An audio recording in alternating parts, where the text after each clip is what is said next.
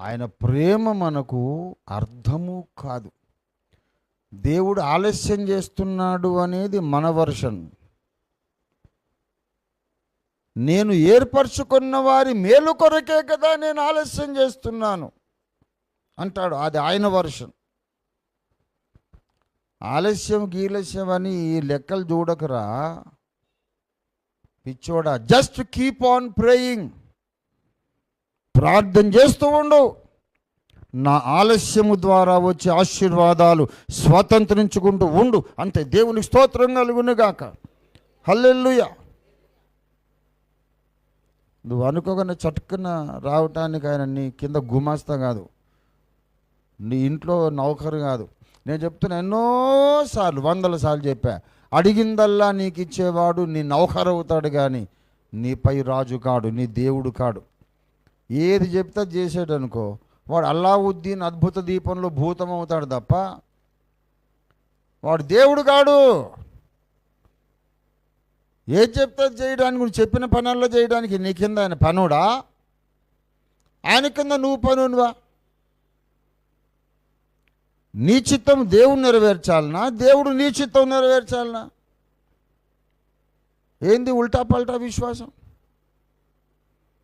అడగడము నీ వంతు, నిర్ణయించడం ఆ విశ్వరారాజు వంతు. దేవునికి స్తోత్రం కలుగునుగాక.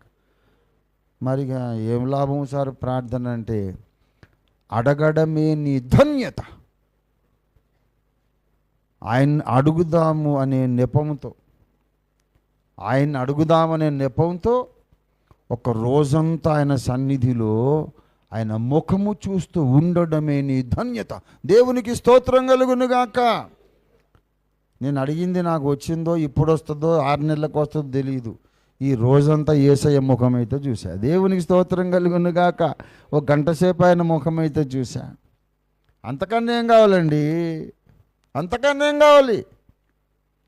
సకల బ్రహ్మాండమును తన వాక్కు చేత నిర్మాణము చేసి నిర్వహిస్తున్న మహాదేవుని ముఖాన్ని చూస్తూ ఒకరోజు గడపడం బయట 1,00,000 దినాలు గడపడం కంటే శ్రేష్టం కాదా?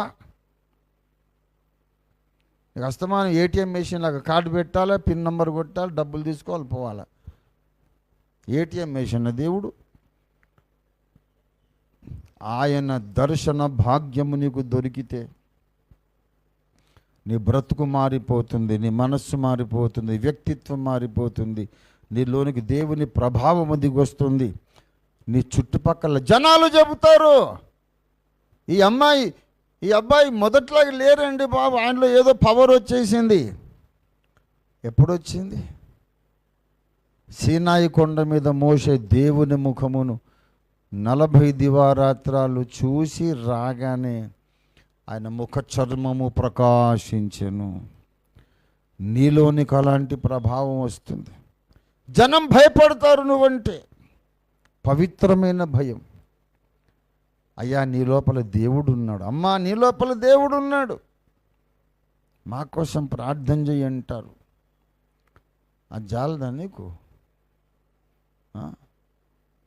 కోట్ల రూపాయల మూటలు కావాలా? నీ ఇంట్లో కోట్ల రూపాయల మూటలు పెట్టుకుంటే అన్నలు వస్తారు, తమ్ముళ్ళు వస్తారు, బామర్దులు వస్తారు, అందరు వస్తారు, పోలీసు వాళ్ళు వస్తారు, ఈడీ వాళ్ళు వస్తారు, ఐటీ వాళ్ళు వస్తారు. ఎందుకు వచ్చిన గొడవ? ఏమండి, మనకు అన్న వస్త్రములు కలిగిన దానితో సంతృప్తి కలిగిన జీవితమే చాలు.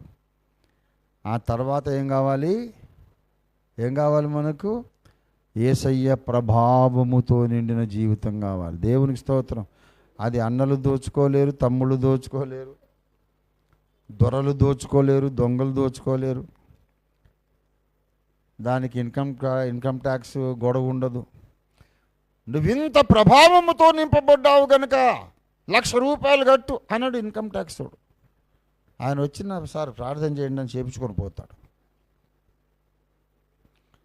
మనకు కావలసింది ప్రార్థించటమే మన భాగ్యం అండి. ఆ కాన్సెప్ట్లోకి రండి. దేవా నేను అడిగింది నువ్వు ఇస్తావో ఇవ్వవో అది నీ ఇష్టం. కానీ ఒక రోజంతా నీ సన్నిధిలో నీ అందమైన బహుసుందరమైన ముఖమును చూస్తూ గడపడానికి నాకు అవకాశం ఇచ్చావు. సన్నిధి అనేదే భాగ్యము, మరచిపోవద్దు.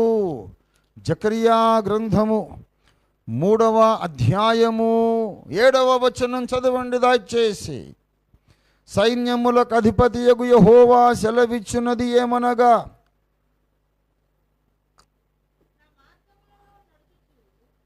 నా మార్గములలో నడుచుచు నేను నీకు అప్పగించిన దానిని భద్రముగా కాపాడిన ఎడల నీవు నా మందిరము మీద అధికారివాయి, నా ఆభరణములను కాపాడువాడి వగుదువు.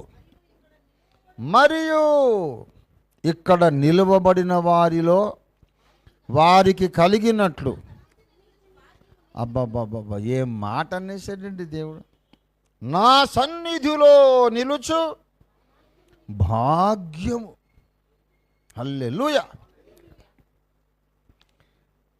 అసలైన భాగ్యము, అసలైన సంపద, అసలైన ఐశ్వర్యం ఏంటో తెలుసా? యెహోవా దేవుని సన్నిధిలో నిలబడి కొన్ని గంటలు గడపడమే విశ్వములో అతి గొప్ప ఐశ్వర్యం. దేవునికి స్తోత్రం కలుగును కాక. హల్లెలూయా. ఆ భాగ్యం నీకు ఇస్తాను. ఇన్కమ్ ట్యాక్స్ ఉండదు. ఐశ్వర్యవంతునివి నీవు. దేవుని సన్నిధి భాగ్యం దొరికింది. దానికి మించినటువంటి ఐశ్వర్యం లేదు.